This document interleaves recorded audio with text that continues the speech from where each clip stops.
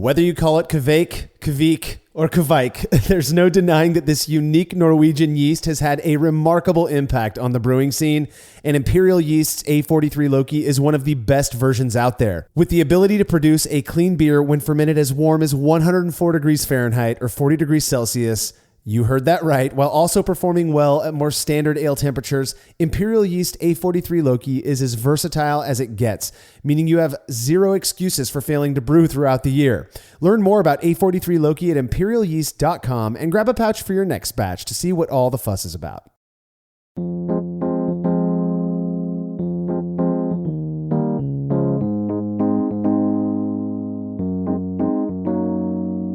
Hello, everybody. You are listening to the Brülosophy Podcast, and this week we are doing things a little bit different. You hear me mention Patreon on every episode, and there's a reason for that. It's one of our primary sources of support, and we absolutely would not be able to keep up with what we're doing here if it weren't for the support of our patrons. The neat thing about Patreon is that in exchange for a small monthly contribution, patrons get rewarded. So basically, you pick a tier you're comfortable with, anywhere from $1 to $25 a month, and then we shoot you something cool every month. One of our most popular rewards, which you get for pledging just $3 a month, is an invitation to attend a live Q&A with somebody in the brewing world. And we have had some pretty incredible guests since we introduced this reward last year. Russian Rivers, Vinny Chilurzo, John Palmer, Gordon Strong, Dr. Tom Shellhammer, The Alchemist, John Kimmich, New Realms, Mitch Steele was with us just last week. And the list of upcoming guests is equally as rad. We've got Jay Goodwin of the Rare Barrel and the Sour Hour podcast, Wayfinders, Kevin Davies, so many awesome and smart folks to talk to our patrons. Well, back in December, my good friend Chip Walton from the Chop and Brew podcast, back in December, my good friend Chip Walton from Chop and Brew sat down with patrons for a bit over an hour to answer questions and talk about his experience visiting Norway, where, as many of you are very well aware, is sort of the epicenter of the whole kveik thing. I've been a huge fan of Chip since the Brewing TV days. In fact, during his talk, he brings up an interesting experience he had with me a few years ago. I'm going to go ahead and let him tell that story. But Chip, allowed me to share his session with all of our listeners today. To be honest, we were planning to take this week off anyways, but I thought you all might appreciate a little something different. So, all right, in addition to Patreon, another really easy way to support us is by using the links found at brülosophy.com/support when shopping online. Your experience doesn't change at all, and we get a little kickback for the referral. Also, please consider leaving a rating and a review in Apple Podcast or wherever it is you listen to podcasts. We do read every review and appreciate what you all have to say. Feedback this week is brought to you by Brewers Hardware, who offer brewers excellent stainless gear such as the turnkey BH15 Pilot brewing system, which is a hard plumb manifold to eliminate all hosing changes during the brew process. Brewers Hardware has a ton of unique purpose-built products useful to both professionals and homebrewers. Go see for yourself at brewershardware.com, and do not forget to mention Brülosophy at checkout if you want to receive a free gift. Again, that's brewershardware.com.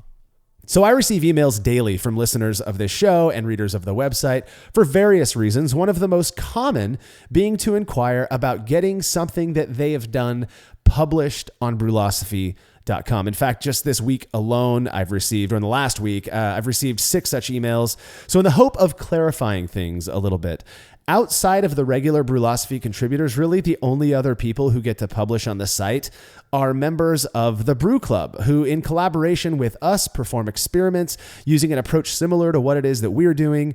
We have the content. That is not an issue. But we view working with the members of the Brew Club as being sort of our way of giving back. And I like to think that those members who have had their articles featured on the website feel pretty good about themselves in the end for it. So it's pretty cool. To learn more about becoming a member of the Brew Club, you can go to thebrewclub.com. That's the BRU club.com. Membership is free, and they have a very active Facebook group that is just blowing up right now. Tons of members there. So just to point out, while we do work collaboratively with the Brew Club, we are not in charge of it, where it's not like the Brülosophy is running this club. They have some folks who have sort of assumed the role of leaders of this club, but it's a really neat approach to having a club. It is virtual. It's all people join from all around the world, so you get different perspectives and can bounce really neat ideas off of of each other. So some pretty cool things going on over there. All right, if you have show feedback, you can send it to feedback@brülosophy.com, or you can drop us a line on social media. A few months ago, I got a message from friend and patron of Brülosophy, Mike Binder, telling me about a huge imperial stout he was brewing with vanilla and maple that was expected to clock in at a whopping 1142 OG. That's 1.142 OG. My response? Mother of God.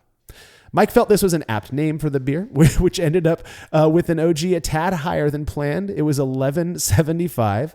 He fermented this beast initially with the Chico strain, then pitched WLP 099, that's that high gravity strain, towards the end of fermentation, which ultimately led to the beer finishing at 1066 FG. I can count on one hand the number of beers I've made with an OG that high in the last year. Well, Mike sent me a bottle of Mother of God, and there was no way I was going to keep it to myself. 1 minute beer review with Jersey and Tim. Give me a break. Give me a break. Break me off a piece of that. Dark. Oh, it's dark. Dark. It's darker than your soul. So be it, Jedi. You will turn to the dark beer like your father and your father before you. It smells. Dude, I love the smell, and I love the look at this. You run it around in the glass, and it takes like 3 minutes for it to run back down. It's like technical science and stuff. Oh, dear Lord. This is a rough barley wine. Watch. When you lean the glass on the side and then you pull back, And the legs, it stays the there. legs stay up. That's called elasticity. Toxicity. It looks dark and heavy. I'm going to guess it at 12% alcohol. It by is very volume. high. What I'm going to do is I'm going to put it It's a inside very high of me. barley wine. I'm going to put it inside of me. Here we go. Don't take that much. Ooh. A little bit of Grandpa's cough syrup. Tic Tac, sir. This is harsh. Hang on. Goodness gracious. I don't like it, but let's call it what it is. It's a strong-ass barley wine. Oh, I like your style. You know what? It tastes a lot like a barley wine, doesn't it? It kind of tastes like prune juice. Oh, dude. It's prune juice. It's prune juice. It's not good. It's all right. I don't like it. I would never order it. And if I had this at a brewery, I'd drink it, and then I would not insult anyone and not order it again. I've never out to insult anybody. It's not good, though. Well, what is it? Should we even guess, or do we I just not told wanna you it be- was a barley wine that I do not like. I give it 0 jerseys. -1. I'll tell you this. If you ever need to have an exorcism, bring this. That'll do it. First things first, I promise you, I told these guys absolutely nothing about this beer, not even the name. So the exorcism comment was surprisingly fitting. Now, admittedly, I had very low expectations for this beer. At nearly 15% ABV, I completely expected it to be a boozy mess. And while I did get a really noticeable warming from it, overall, it was actually better than I thought it would be. That's not to say I'd ever make something this crazy myself or even drink more than a sample, but for a fun experimental beer, I think Mike did a pretty good job. Similar to what Tim said, in fact, it was him noting the prune flavor, that prune juice flavor. The beer really did have kind of an interesting pruny sweetness that wasn't all too undesirable. For me, the issue was the booziness of this thing. It did smell really, really nice. I agree with the guys on that. It had they kept saying barley wine. I think that's because they don't know that Imperial Stout's a style, but it did have that kind of, really nice malty aroma that you get from a good barley wine. Like I said, well-made version of a beer that was intended to be a beast in terms of ABV. So good job on that, Mike. If you'd like to have your beer or any other fermented beverage reviewed by Jersey and Tim on the show, you can email me, marshall@brülosophy.com, and we'll get you all set up. When we come back from this short break, Chip Walton talks to Brülosophy patrons.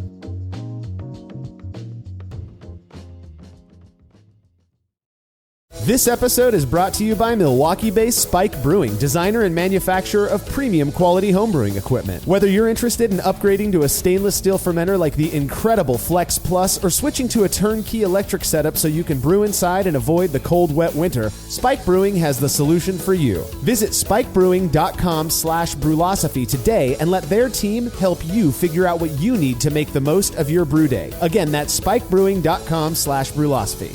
Spike Brewing. Pursue what's possible.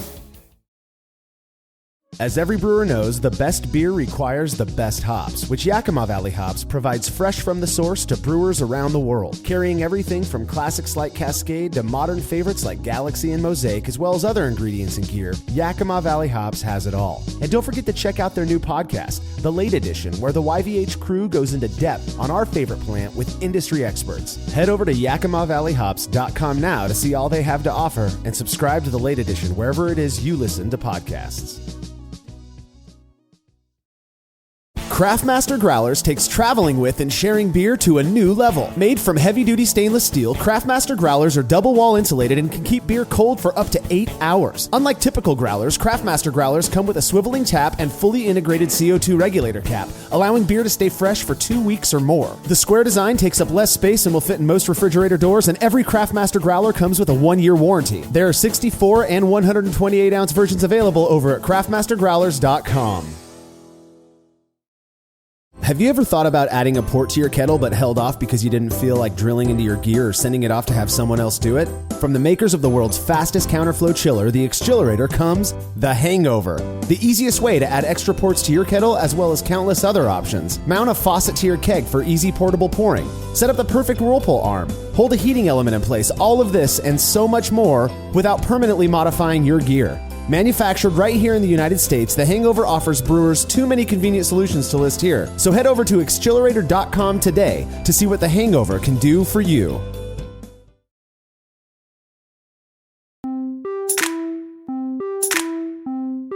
Whoa, everybody.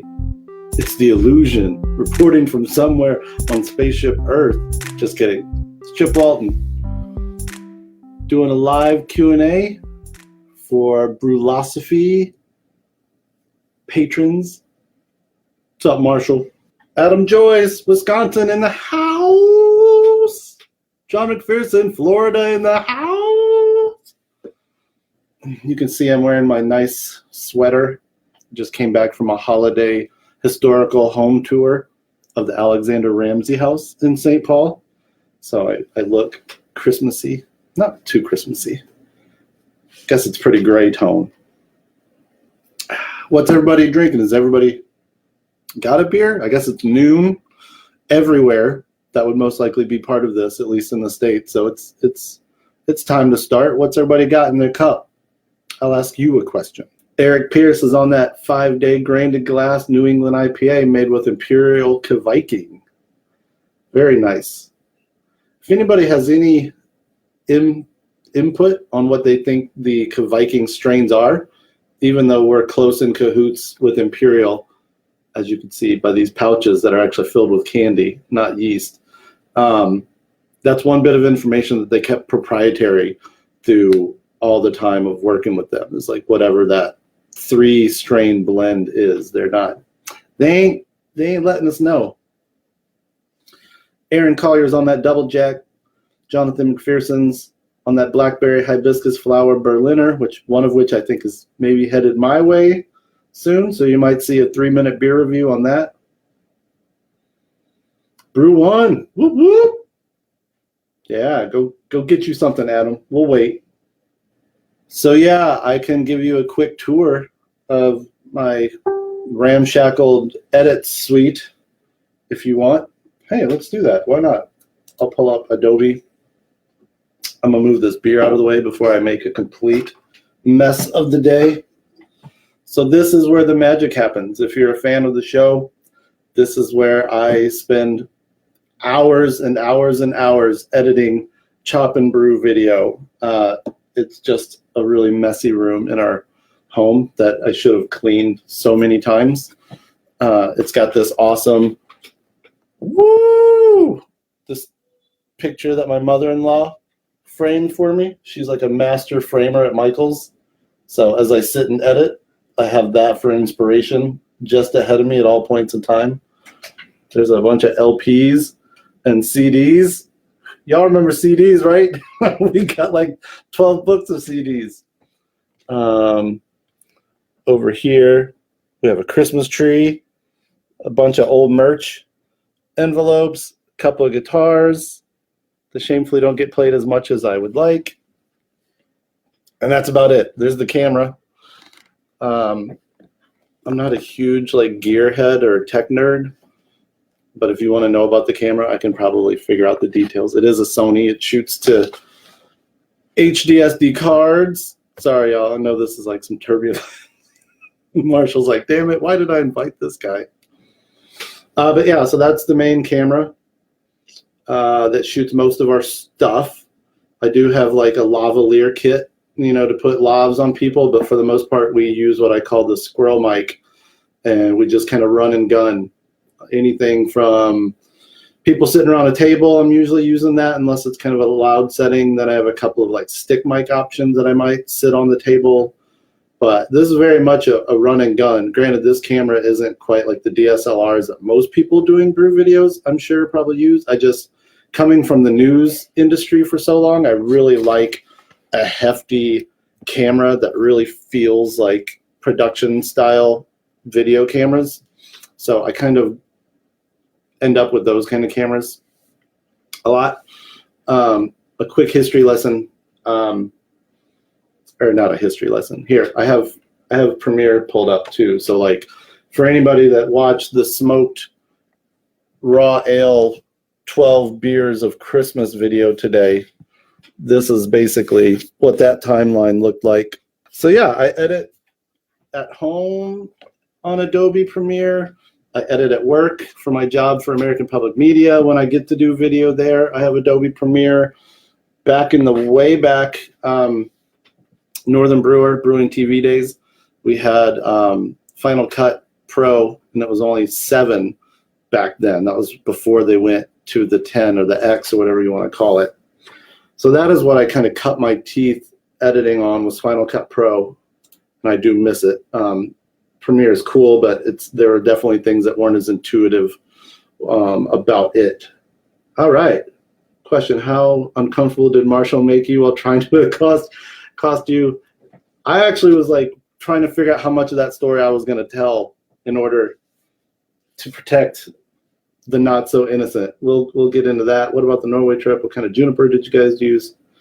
I've always been looking to buy a couple of plants. So it sounds like most people are interested in Norway. The Norway trip was really cool. I don't know, either through my videos or I was on a podcast called Homebrewing DIY last week where I talked about it, so I don't want to repeat too much of it, but I will just say, through this network that we all have on the internet, through Facebook, specifically, I got invited to Norway by a homebrewer who had been a fan of the show. His name is Ivar Gaiton, and innocently enough, when we started just talking, I really didn't have much interest, honestly, in Kvike. I'd been hearing it talked about so much that I kind of thought it was going to be one of those trends, like a glitter beer or something. So I didn't really dig in much when it first even started being talked about. So I didn't really get the real like US homebrewer version of Kvike, where people are just like, oh, it turns beers super quick. And it wasn't really until he got to me and started telling me to an extent kind of how concerned he was with Kvike being commodified as this quick turning yeast and not necessarily as this traditional or indigenous culture, that I really like light bulb shut off. So then I worked backwards and kind of started doing some of the more modern, I wouldn't call it research, just looking at how people were using it. I was like, oh, I get what this guy's beef is. Like, okay, people in America are just using this to make things happen quick. But where he's from, it's really a traditional, institutional almost kind of way of brewing. So anyway, so he and I have literally been Facebooking, messaging for like 3 or 4 years straight. And for the first 2 years of that was him constantly telling me that I was coming to Norway. And I was like, yeah, we will. So he sent us box after box after box of his brews. And the first time I ever had the Sigmund Uranus Kvike. So eventually it just comes together, and I say, jump and the net will appear. Couldn't really afford it, but we still did it anyway. And Elsa and I went over for a week and literally embedded in Ivar's family. Like, he put us up at his home. His brew cellar where he brews is kind of in what I would consider a basement, which is interesting because all the pictures and videos he sent me over Facebook, I got the impression he was leaving his house to go to like a shed somewhere to brew. And sure enough, like it's just below. When he's firing up this alderwood for hours on end, you can smell it through the floors of his house. So what he and it was awesome to go with someone like Ivar as a host, because he essentially planned it all. Like Elsa and I literally bought plane tickets and we're like, I hope when we get there, A, this guy exists, B, he's not a murderer, and we're like his American trophies that are being brought, and thankfully none of that was true. So we stayed with him. We brewed with him one day. The next day we brewed on a somewhat more modern version of his technique with a guy named Runa. And then the days after that were spent kind of catching up with some old schoolers that were talking very much about this traditional Kvike culture. And when I say Kvike, it's almost secondary to just farmhouse brewing culture. That's the one thing I learned as soon as I really started thinking about it over there. Was like, Kvike really isn't the star player in the method, because there's so many other wild things going on. This high mash temp, this extremely long mash, extremely high temp mash, long boils. It's almost by the time we got to the Kvike and the part where it ferments in 3 days, I was like, oh yeah, I forgot. That's why we flew over here and started talking 3 years ago. It's really more about that in-depth process, and the way that Ivar does it is just stripped down. Everything's being moved by hand, heated over fire. And then on top of all that, because Ivar is Ivar, and he's, a son of Norway, just all the food we ate, none of it over the top gourmet, just like the home cooked food and stuff he had stockpiled us to have, from like smoked fish or like pate pastes or rice porridge, or not rice porridge, sour cream porridge. It was really like going and just kind of being like a beer and food tourist with the best host that we could have gotten. Like Aaron says, the best way to travel for sure. These comments aren't really like scrolling for me. Hold on, let me see if I click this video. It's extremely distracting to watch yourself 15-second delay on one screen and talk to another one. But how was this morning's adventure? This morning's adventure was good, Jonathan. We went and did some kind of touristy kind of stuff in our own city. Norway, what kind of juniper? I don't know, but I do know that Ivar made it a point that he wanted me consistently to point out to people that the juniper that might be available in North America is often called something cedar, like green cedar, red cedar. He was adamant that you can't just go using anything that looks like juniper. The beauty is, about a month after I got back, I went on this forest walk with a forest guide who really knew what he was talking about, and he pointed out a tree that was true juniper. So when it came time for me to try to do my first really inspired brew out of what I learned from Norway, I went back to that park and I looked around, made sure that the rangers weren't there, and that's going to be my go-to tree. I can tell you about a beer that I brewed using some of those techniques in a moment. Glitter beer is only a trend. Good evening from the cold north. Where? How far cold north? Tom Eric Rolberg, Norway. Excellent. Sandefjord. What time is it there? 8:15.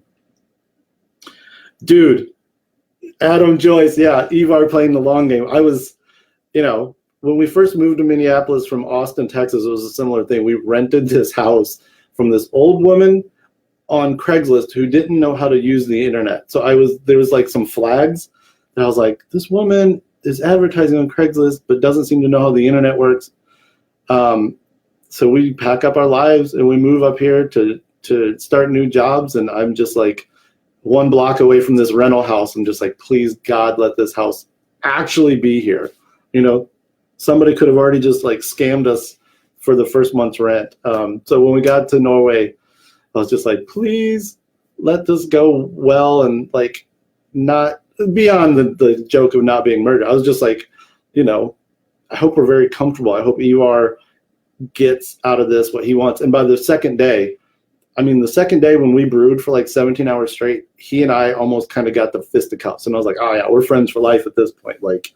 I was trying to cut corners already, You know, I go across the ocean to see how this guy brews in his like untouched, unbothered element, and here I am trying to like do some American shit and make it like, you know, if we did this, we could cut the corners. And that's the one thing that Ivar always says is like time is the most important ingredient, even over Kvike, even over process, time. And when he says that, I think he means letting a brew process take the time it needs and wants for the end result to be what, at least in his mind, is traditionally correct and continuous, I guess you would say. 9:15, Tom. I thought it was 6. I guess maybe I'm thinking of London. I don't know. But anyway, I'm glad you're up with us. Happy almost Monday in Norway. Yeah, ask more stuff about Norway if you want, but I'm going to. So Aaron asked, how uncomfortable did Marshall make you while trying to accost you on the bus after BN10 at NHC 15? Which just like, hey, it's so crazy to see the number 15 there and to know that that was 4 freaking years ago. So yeah, the first time I ever met Marshall, I would say we were both pretty buzzed, but he was more buzzed. He was winning the buzzed game, and yeah, man, he ended up in my lap, and we hugged a lot. I remember, which has happened from time to time with fans, but this was definitely the least uncomfortable version of that because we also just like clicked and hung out. And I saw him again throughout the weekend. There have been fans that have like, I've really had to like shut it down, like uncomfortable. You know, they're drunk and they're like, oh, I see you on the internet. And I had some guys at that same HomebrewCon. I believe that was San Diego, right? Yeah. Right? Yeah. There was a couple of dudes in one of the like kind of like late night sessions out, you know, just drinking on benches around the town and country that would not leave me alone. It was borderline creepy and definitely like shady. Anyway, that of all the fan experiences that were negative through Brewing TV and Chop Brew, that is actually the only one that I could ever be like, that was just gross and icky. But that's what happens, right? 11 o'clock at night after drinking for 13 hours. Speaking of, cheers.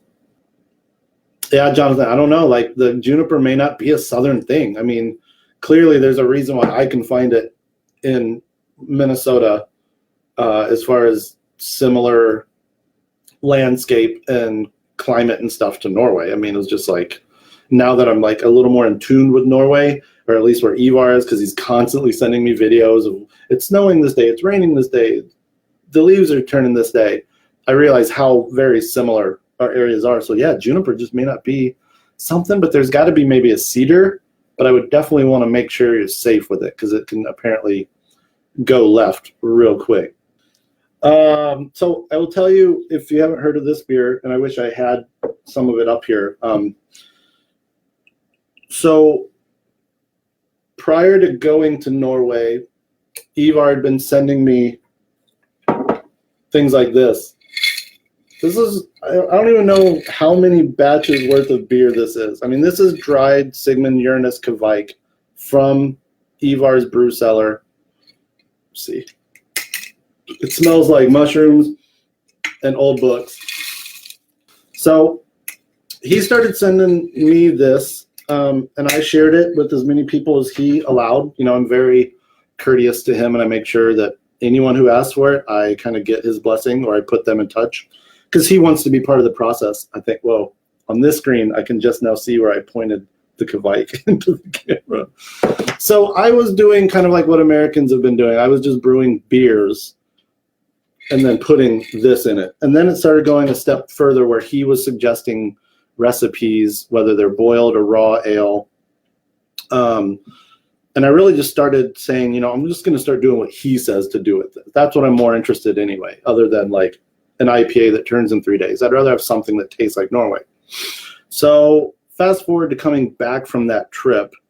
One of the really interesting things I learned there, why Kvike is so kind of embedded in this old school farm culture that they used to have, farm brewing, is that because of that quick turn, you know, you can brew to celebrate the end of a harvest, a birth, or a marriage. But what was really interesting was put out there several times during my week there was just how important it was to funeral culture. When someone dies, you can literally brew that night or the next day and have something ready for the honoring and the tribute of that person, which was, to me, was just beautiful and something I never thought about, and it really seemed to put beer at the forefront of social events. So unfortunately, very shortly after coming back from Norway, a friend lost his father, and I was like, I'm going to do this. I'm going to brew something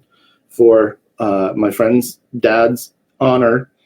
And I went to that juniper tree that I told you that we now know is at, and I don't have alderwood, but I took applewood chips. So I essentially took what Ivar does on this 160 liter, very gargantuan scale, and I tried to like focus this process. So I was doing the funeral beer, taking inspiration from what I'd learned at Ivar's, and what Ivar's technique is, and you can go look at a couple of Chop and Brew videos that have come out. There's one where he and I sit down and we talk a little bit, like Cliff Notes version of his process. So he steeps juniper and alderwood the night before brewing, and it turns his brewing liquor this deep, rich red, because that alderwood starts to oxidize as soon as it's cut open and into chunks.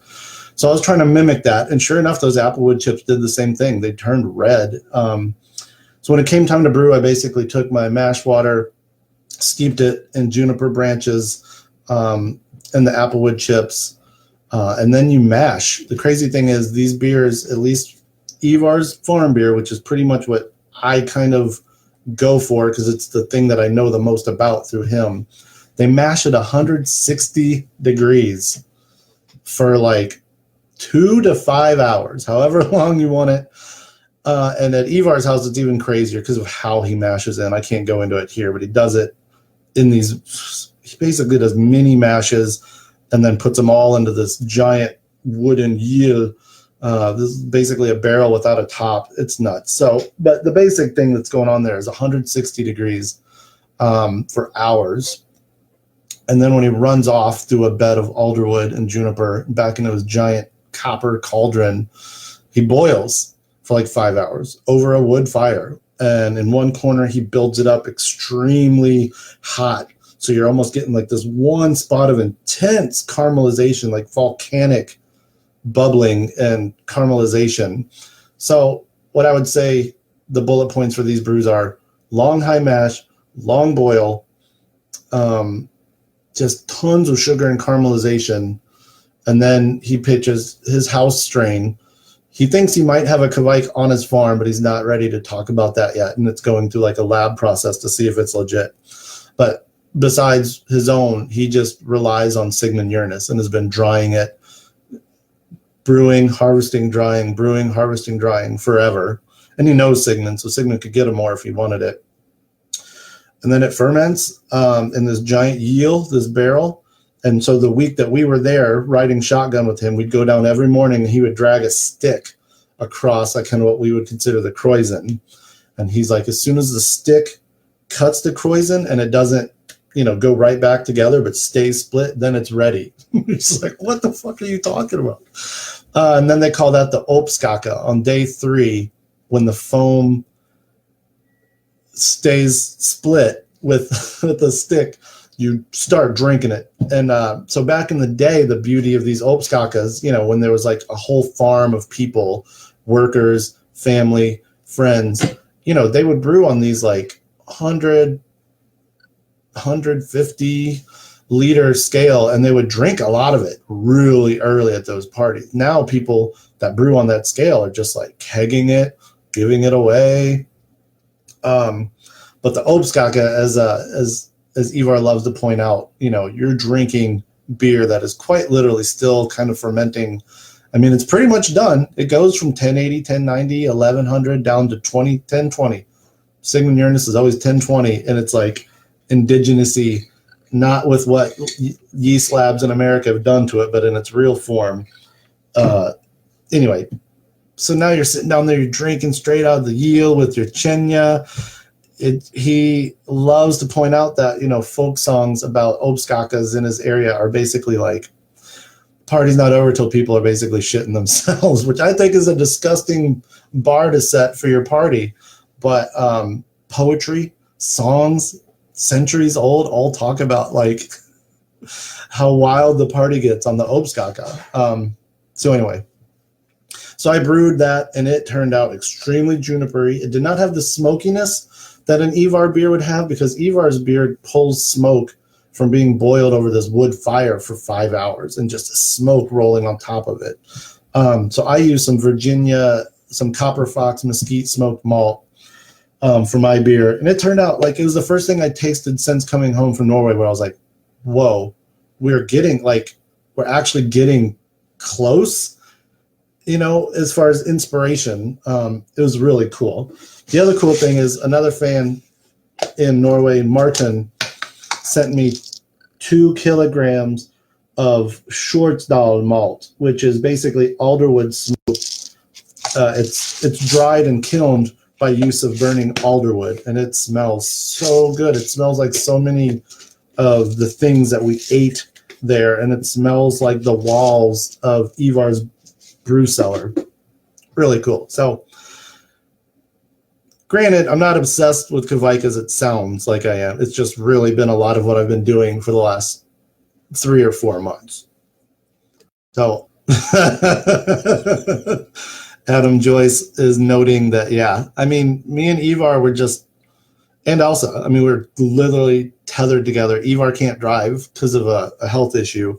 So we were in our rental car. If we weren't at his farm, we were in our rental car and just like going through the world's longest tunnel, or what used to be the world's longest tunnel. He took us to the highlands. He took us to the fjords. I mean, dude did what I do when people come to my house. I mean, if you come hang out with the Waltons for 5 days and we're off, like we don't have to work during those days, you're going to see a bunch of shit, man. You're going to see lakes, museums, food, beer. We might go to Duluth. You know, it was awesome. Desert Island beer, 1 malt to use forever. What's your ideal brewing system? Desert Island beer. It might be Summit Saga.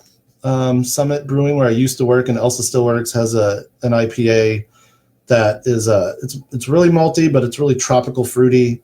And it's before the haze bombs and after the West Coast dries. It's just, I don't know. It's a good one. Kind of depends on what desert island, though. I would say that one. That's what I go to the most. But I want to name something that's not from a brewery I worked at, so it doesn't sound like blatant promotion. I don't know. Let's say Saga. Whatever. I'll think of something else. 1 malt to use forever.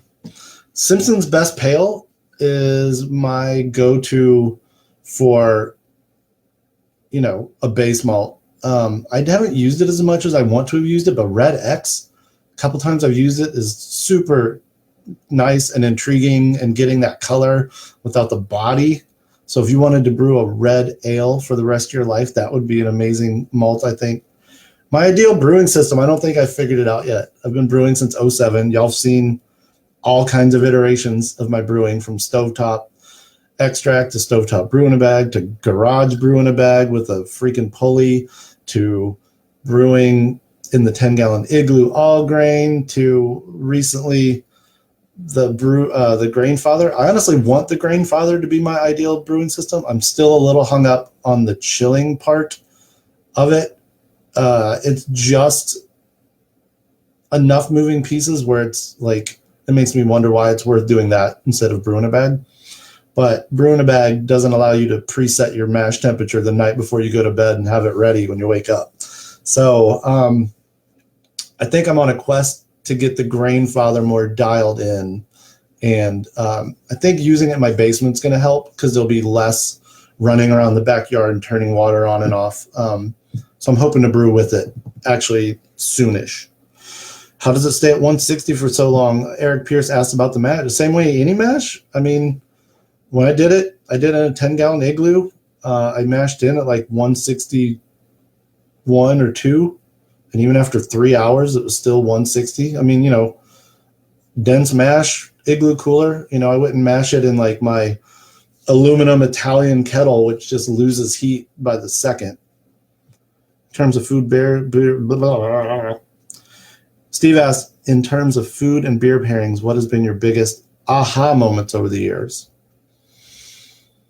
I don't know. And it's so weird that I don't have an answer for that off the bat, because when I worked at Summit, we did so many beer pairings and beer dinners that I had the pleasure to go be a part of, to like shoot photos and do social for. Part of me wants to say, as a technique, like differing flavors versus similar. Like we always think like, oh, let's have a Russian Imperial Stout with a chocolate cake. But the other day, on, I think it was a Splendid Table where I worked, I think I overheard someone talk about how champagne and fried chicken is actually the world's best pairing because of like the acid and the carbonation versus the fat. So I would put that out there, even though that's not my specific. I mean, I like cooking with beer, but I think sometimes it's it can get overrated and it can get overwhelming kind of quickly. That's a good question. What's been your biggest aha moments? I want to think of like a dish. I mean, we did this like really amazing Mardi Gras dinner, we being Summit, where I don't work anymore, but I still use the royal we. And it was a bunch of really good like duck stew, and there was oysters. That oyster, actually, that might be the answer. There was an oyster flight that came out with Keller pills, so an unfiltered pills, so not quite as like crisp and clean as like most pills going up against those oysters. The oyster had that brine and had its own kind of cleanness, so it was nice that the pills wasn't like, here's something kind of almost like scratchy, for lack of a better word, and salty and carbonated on top of this oyster. It was like, oh, here's almost something for that brine to kind of sit inside of still, instead of the beer stripping your palate. It kind of like almost like spread it. Yeah. It was like butter getting spreading the briny fishiness of the oysters. We'll be back with more Chip Walton right after this break.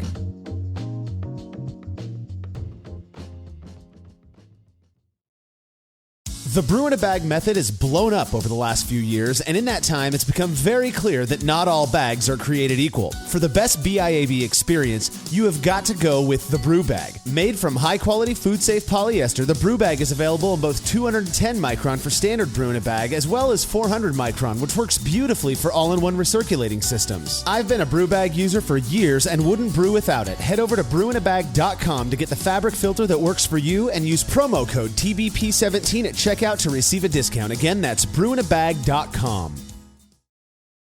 After a long brew day, the last thing I want to do is waste more time chilling wort. I've tried so many different options, and ultimately I settled on the super efficient immersion chillers made by Jaded Brewing. With the King Cobra and Hydra, I'm able to chill my entire batch of wort from boiling to just a few degrees above groundwater temperature in as little as 6 minutes. If an immersion chiller is right for your brewery, then do yourself a favor and check out all of the rad options Jaded Brewing has to offer at jadedbrewing.com, and be sure to let them know Brülosophy sent you.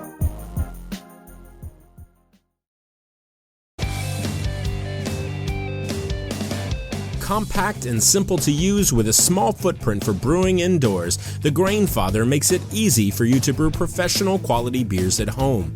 The Grainfather is an all-in-one brewing system that lets you brew all grain beer in a single compact stainless steel unit. It uses an electric heating element and pump to maintain a constant temperature and to circulate the wort during the mashing and cooling stages. It also comes with a counterflow chiller to reduce chilling times and produce high quality wort. And now, with the addition of their conical fermenter, the Grainfather takes things one step further by offering homebrewers state-of-the-art temperature-controlled fermentation just like commercial breweries use. And with the Grainfather Recipe Creator and Connect app, you can easily design a recipe, sync your brewing system with your phone, and then just sit back and relax as the app takes over and assures that you maintain your scheduled mash temps and boil schedule.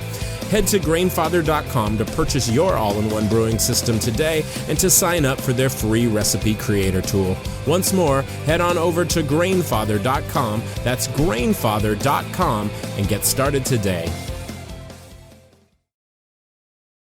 Family-owned Atlantic Brew Supply is the largest homebrew shop in the Southeast. No gimmicks, no multinational corporate overlords, and no BS. They offer exclusive malts, yeast, and more from local artisans, as well as award-winning recipe kits. They also sell professional brewing gear and cask equipment from sister companies ABS Commercial and Cask Supply. Most ingredients are available by the ounce, plus Atlantic Brew Supply has an on-site calculator to help you craft your best brew. Orders are processed same day, and 2-day shipping is guaranteed for East Coast customers. Get 15% off your first order using promo code BREWPOD. That's BRUPOD at AtlanticBrewSupply.com.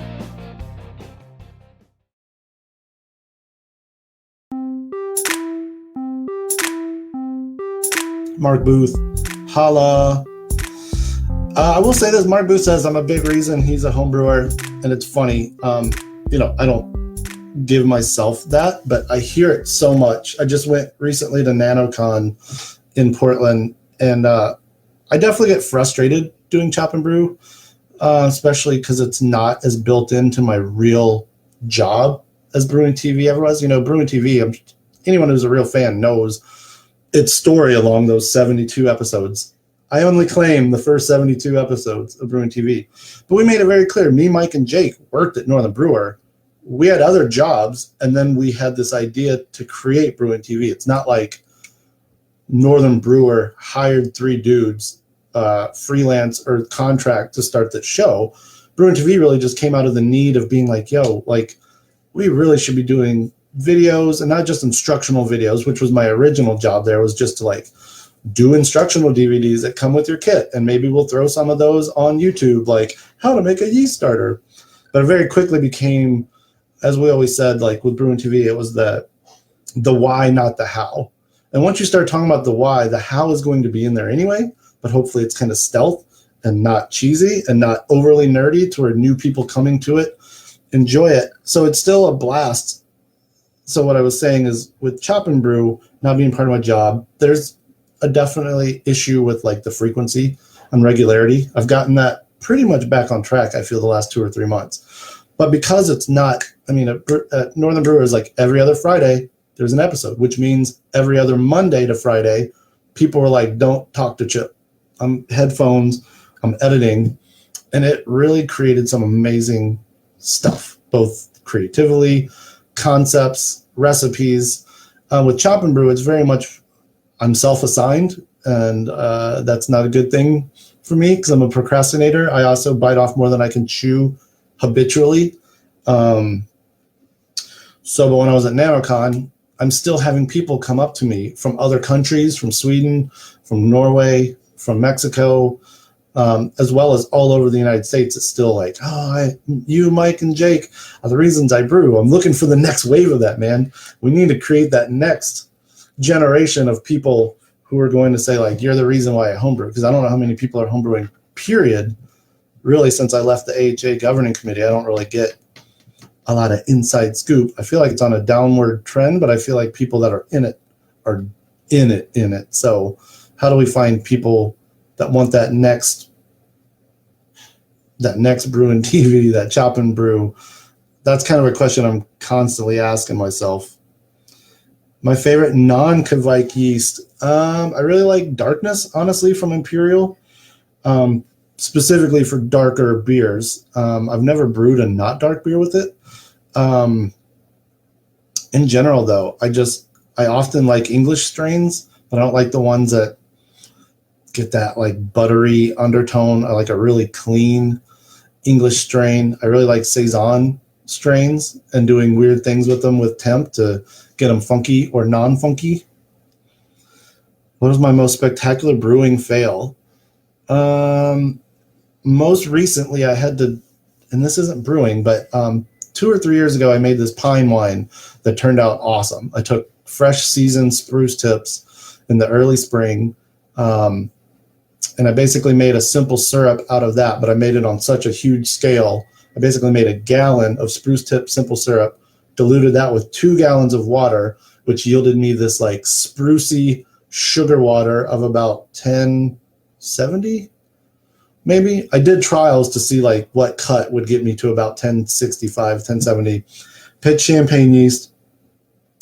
It was freaking awesome. It tasted like Zima. It was crystal clear, tasted just ever so slightly of pine, but more of like citrus, because those early season spruce tips are more lemony, orangey than they are woody, piney, resiny.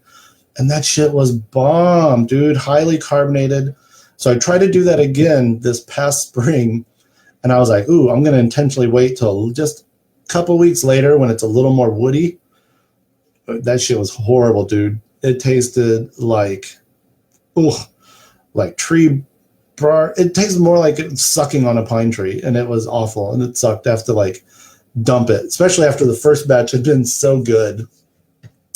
I've had a couple of beers that I guess my biggest brewing fail, and this comes back to biting off more than I can chew and being like a bad timer of things, is like anytime I've had to dump a beer, it's because I pretty much got lazy about getting it out of primary. And by the time it got to secondary, it was unfixable. It gets all rubbery, or it gets all just like Play-Doh tasting. It just gets funky. Autolysis, maybe someone smarter than me might say. What is your daily drinker? That's what I was saying earlier. Maybe Saga, maybe it's a lot of Summit, because Elsa gets a lot of Summit. I also have friends that work at other breweries. So usually when I get hooked up with some beer, it becomes my daily drinker. But here in town, if I'm going somewhere, I will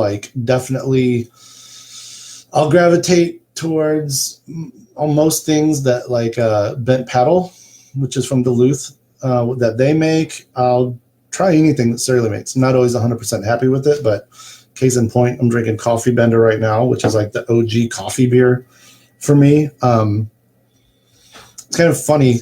Like when I first moved to Minnesota, one of the few things on my pro list, besides like change of job, getting me near some of my family, Elsa and I were kind of burned out on the heat of Austin, so we traded that in for the cold of Minneapolis. But one of the things I was most excited about was really getting caught up in helping with Surly. I think they had just had their first Beer Advocate article maybe a year before we moved, back when it was still seriously DIY ramshackle at the original. And I got in there and I wax dipped Darkness. I gave tours at the brewery. It was a really cool way to really dive deep into my local beer culture here, because I was just starting to get into that in Austin, Texas. And I think the same thing would have happened if we hadn't moved. I had buddied up with a couple brewers. And if you ever want to see like the original, the OG thing that kind of became Brewing TV, is I have a couple of 1-minute clips on my personal YouTube page. Search for Texabama Brackish, one word. A lot, now that I'm looking at it, a lot of it's me playing guitar, but some of the videos from Austin at this link are kind of like the OG, like the first times I ever went to homebrewers' homes and found that there was a worth in just shutting up, standing back, and rolling video for a couple of minutes, whether that was to show a homemade mill being used, or if you look at the video called like Brewing at Lovejoy's or Spar Jarm at Lovejoy's. It's just like, as I was learning about homebrewing and beer, every new thing you see just blows your mind. Stuff that 12 years into homebrewing, you're like, why was I ever impressed by that? But I think we all go through this, just whether it's a style, whether it's a certain country's tradition, whether it's some like temperature, the importance of temperature, not just homebrewing and throwing it in a closet like it says on the homebrew shop one sheet, but starting to learn a little bit more about if I can make it intentionally hot, if I can make it intentionally cold. So those clips, I don't see them popping up here, but oh, here we go. Yeah, there. Minneapolis has some fantastic breweries. Sleeper beer scene, yep. Sleeper music scene, sleeper restaurant scene. People think because we're in the middle of the country and it's -30 for 2 months that we're full of shit, but we're not.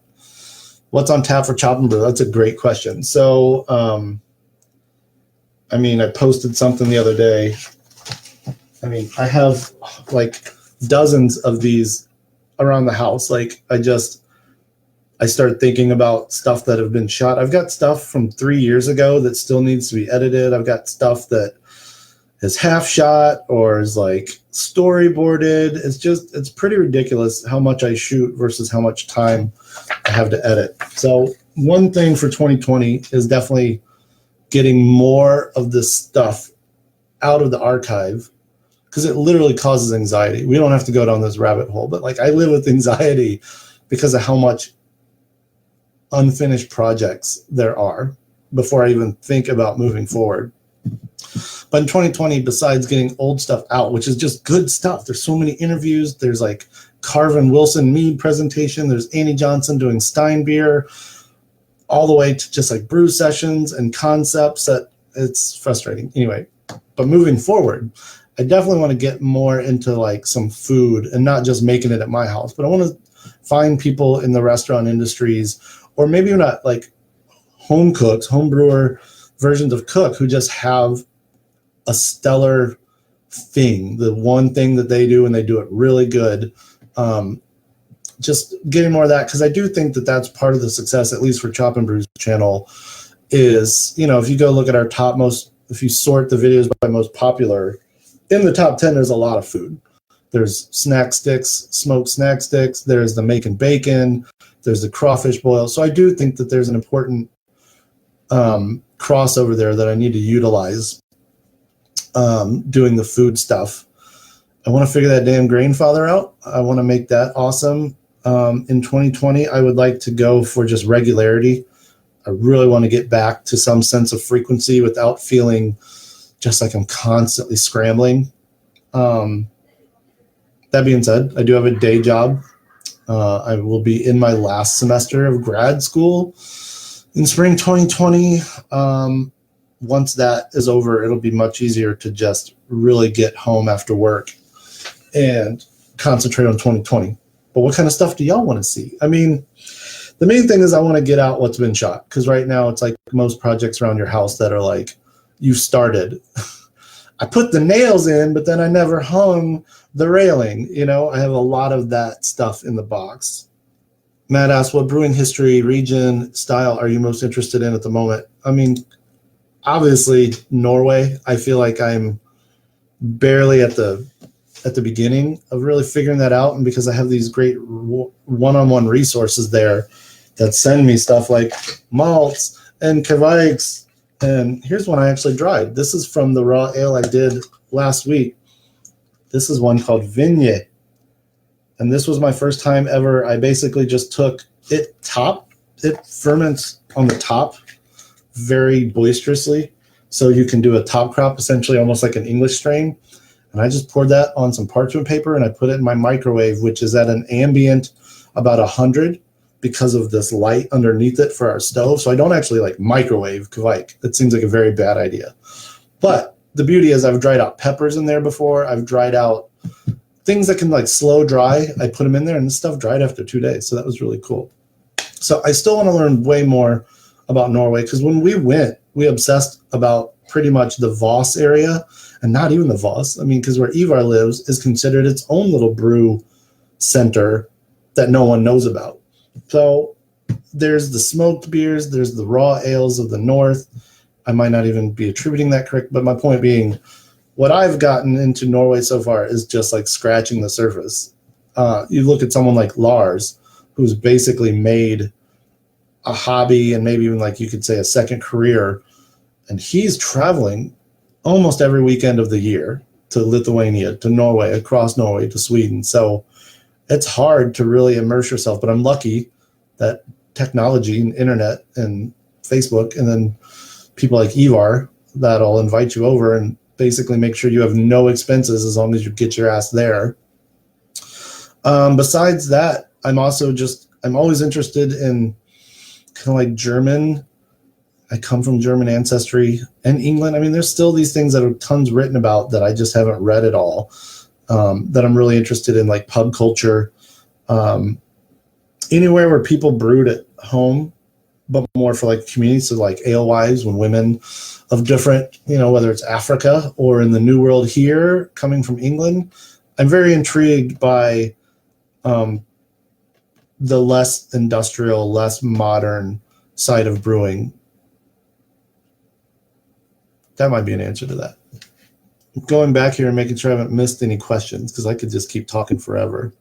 Oh, I remember Marshall had asked, so about Northern Brewer, I mean, kind of out of the loop with a lot of it. You know, I don't think it's a secret that I left Northern Brewer. So there was a transition in even 2011, long before InBev, where some other folks came in and got a pretty big chunk of the company.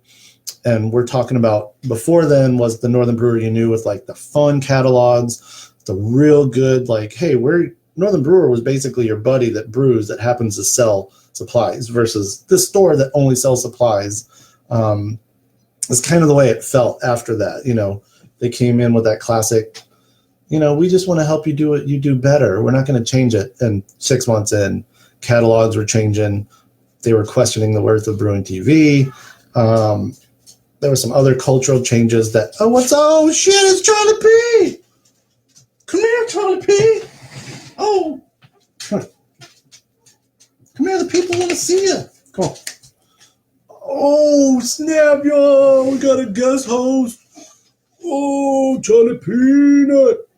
So, yeah. So I left Northern Brewer. Jake and Mike left before I did. I hung on and did like those last 4 or 5 episodes of Brewing TV, which is honestly what convinced me that I could do Chop and Brew. Because as y'all all know, if you know the show, the last 4 or 5 are basically, instead of me behind the camera and Mike and Jake in front of it, it was me and someone else. Like me and Chris Smith doing the cider. Very popular episode. Me and Grant doing the graph. Me and Brian Adams and Vaughn doing the last Hop Madness episode. So essentially that's what gave me the confidence and the kind of formula to be like, oh, I can hop in front of the camera and do an intro and then hopefully have someone in the middle. I guess that goes back to that question about 2020. I do hope to get behind the camera solely more, like turn it over to like Brian Adams and turn it over to other people in the crew that are, you know, just awesome. Because I wouldn't say I'm uncomfortable in front of the camera, but I'd much rather just be like a segment producer and videographer. But anyway, so, you know, as uncomfortable as it got towards the end at Northern Brewer, that is what literally fueled Chop and Brew. So when InBev bought it, it was hard for me to see people, and this is, hope I don't lose fans here, but I know that Marshall and I have spoke about this kind of stuff a lot. I just think everything goes that way. It just can't be. What up, Elsa? Check it out. Come on in. Show everybody your elf. Oh, thanks. You look cute. Y'all missing it. Elsa's wearing an apron that makes her look like Buddy the Elf, and she just brought me homemade gingerbread cookies. Charlie. Psych. This is the shit now.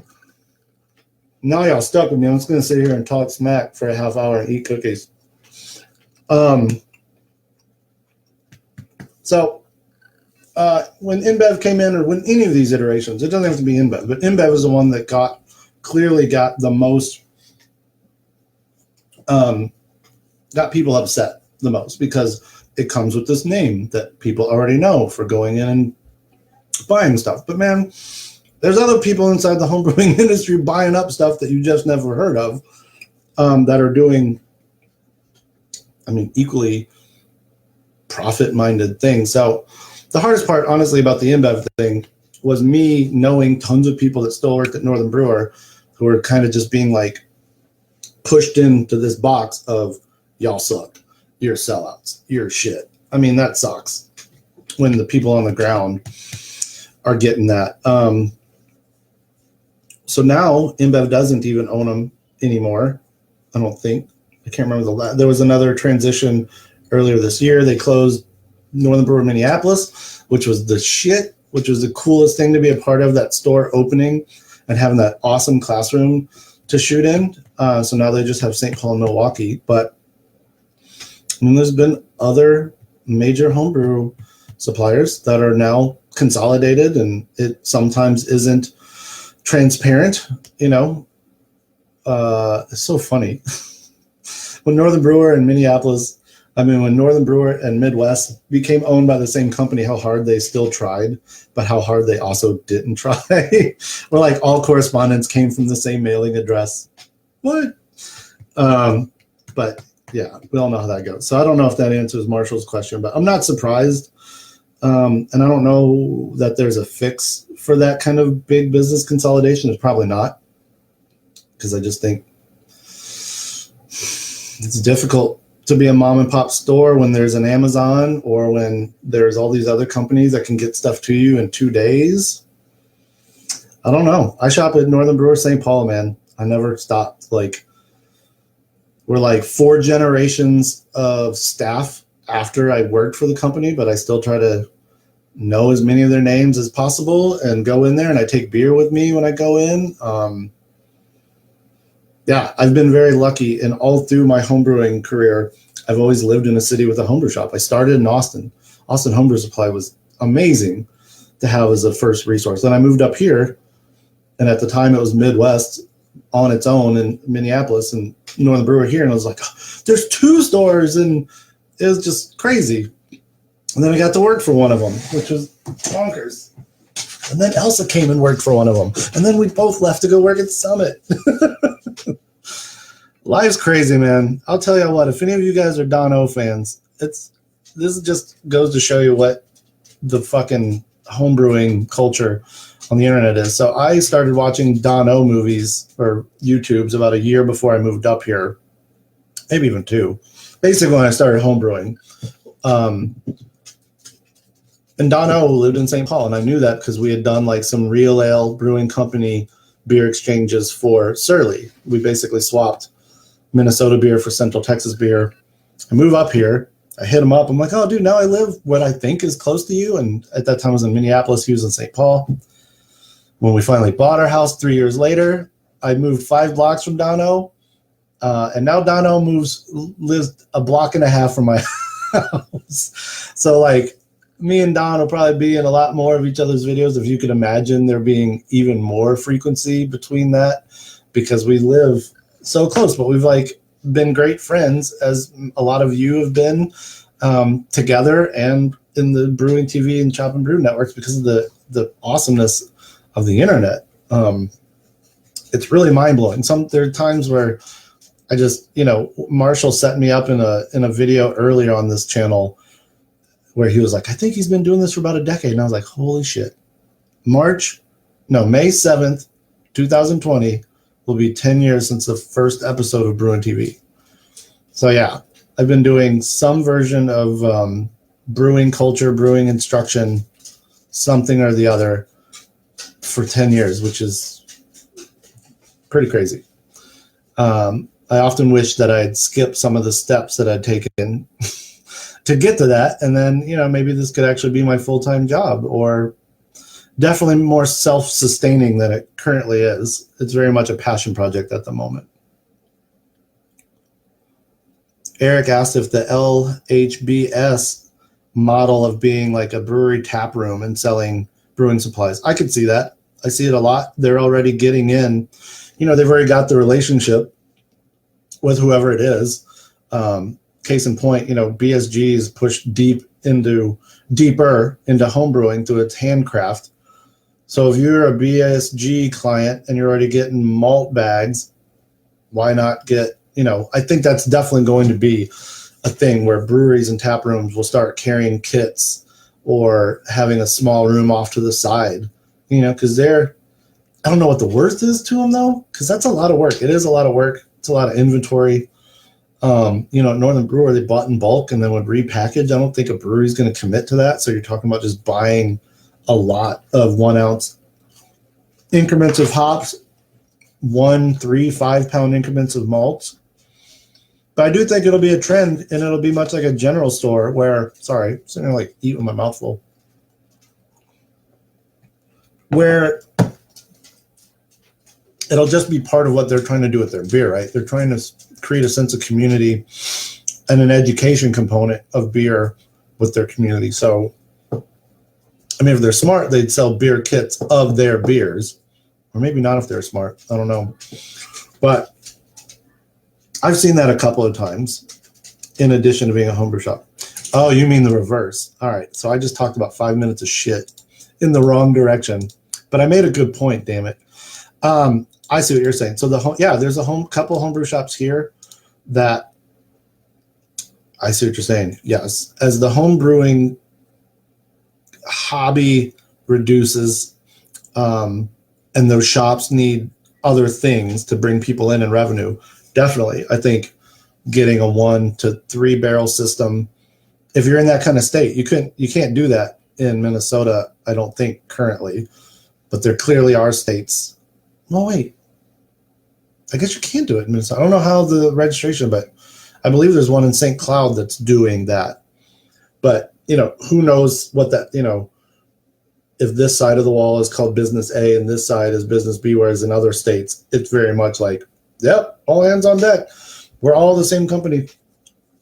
But I think that that's a specifically smart way to do it. Kind of do like a nano brewery to help supplement your homebrew shop. I would never do it. For the record, I would never start a brewery, and I would never start a homebrew supply shop. Just from what I've seen from the inside of both of them, that work is too hard. It's too fickle.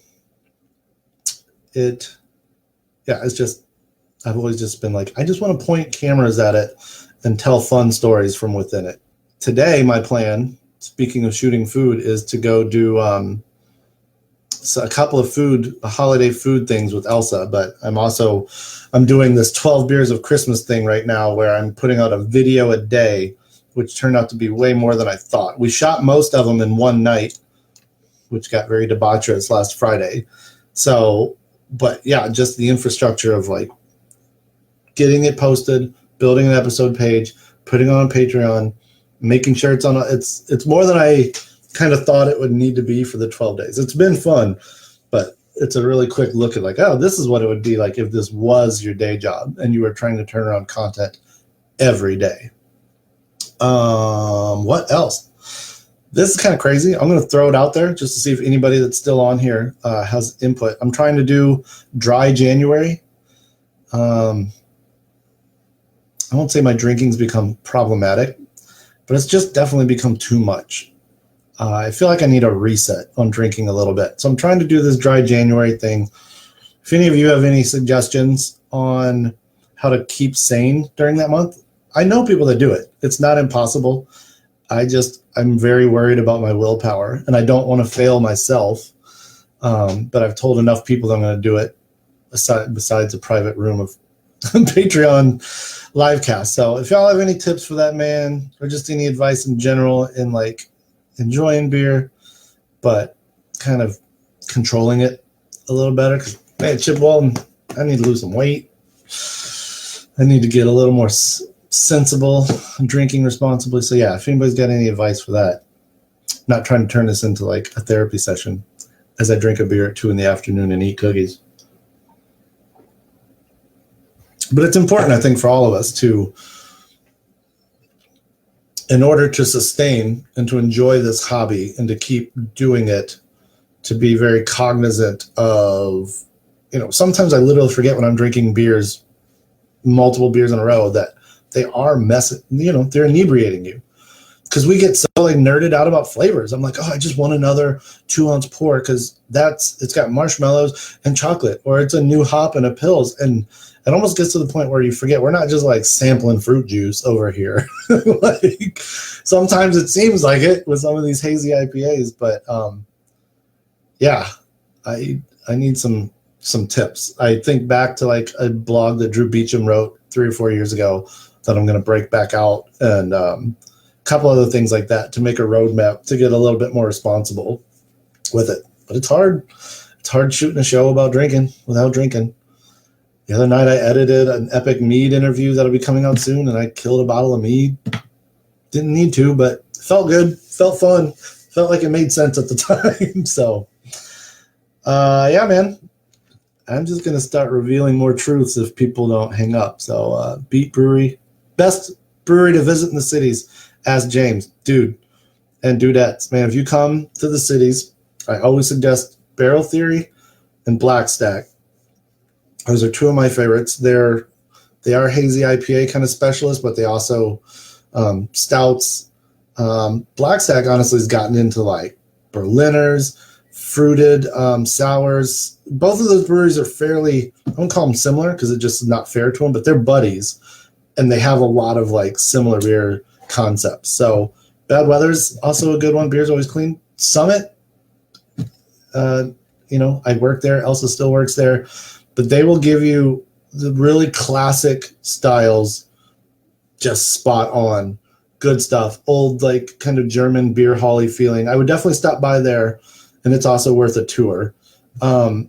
New breweries open that I haven't been to yet. Well, I don't know if I should just start throwing out things I haven't been to, so I won't do that. But I stick to St. Paul a lot. I really like Bang Brewing, which is a very small brewery or all organic ingredients. It's a husband-wife team out of an old like grain silo. If you ever make it to St. Paul, you have to go to Happy Gnome. It's consistently voted like top 5 beer bars in the world. It's so cool to have that in our backyard. Rotating tap list that is just always so epic and so well curated. Wild Mine in South Minneapolis for the wilds and the sours. Surly, honestly, the restaurant, the destination brewery is just amazing. I like Indeed.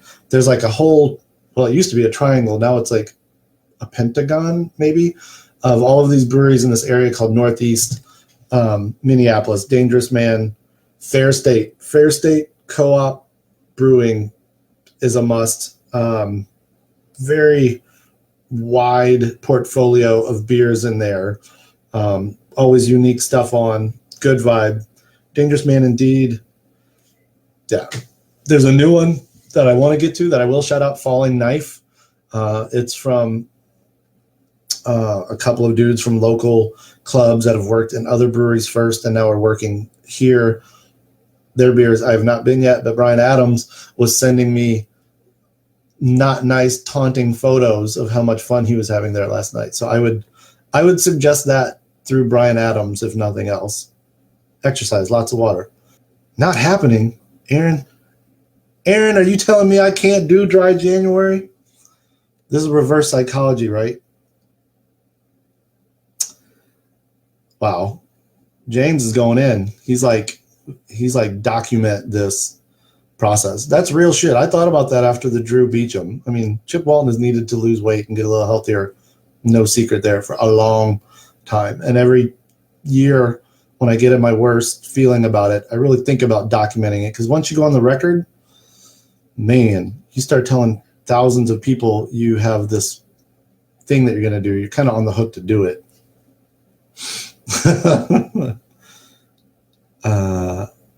Yeah. That's it. Maybe that's what we do in 2020. I don't know. But the idea was one of the things I thought I would do for dry January is like really dig in on the hop water. Because I've had some really good ones. I've had some decent homebrew ones, but I've had ones from breweries. I don't know that drinking a glass full of carbonated hop water, it's obviously not alcoholic, but I don't know, are you still not doing the thing that you really need to do, which is just stepping away from beer for a month? The bad thing about dry January, though, is like as soon as I made that kind of like, that tentative decision to do it, go figure, Brian Adams is like, sends me an invite. Auburn is playing Minnesota, and Bent Brewstillery, a brewery, Chris England's brewery up in Roseville, is hosting the game. And he's like, January 1, come get crunk and watch this game. And I was just like, it begins. The excuses for not doing dry January. So I can either go there and try to be with Brian and Leaf and not drink. I can go there and start dry January on the 2nd. Yeah, I don't know. It's a tough call, y'all. 42 years old, man. It ain't as easy to bounce back anymore. What brewing stuff did you ask St. Nick for this year? Asked Daniel. I don't think I really did. I asked for, honestly, some speakers, some new speakers for Chop and Brew Edit Suite because my other one shorted out.